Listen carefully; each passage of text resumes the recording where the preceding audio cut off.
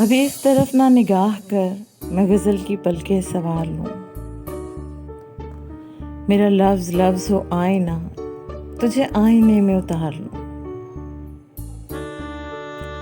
میں تمام دن کا تھکا ہوا تو تمام شب کا جگا ہوا، ذرا ٹھہر جائے اسی موڑ پر تیرے ساتھ شام گزار لوں۔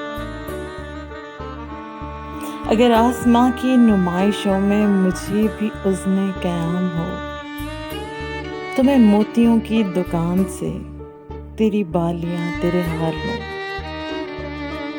کہیں اور بانٹ دے شہرتیں، کہیں اور بخش دے عزتیں، میرے پاس ہے میرا آئینہ، میں کبھی نہ گرد و غبار لوں۔ کئی اجنبی تیری راہ میں میرے پاس سے یوں گزر گئے، جنہیں دیکھ کر یہ تڑپ ہوئی تیرا نام لے کے پکار لوں۔ ابھی اس طرف نہ نگاہ کر میں غزل کی پلکیں سوار لوں۔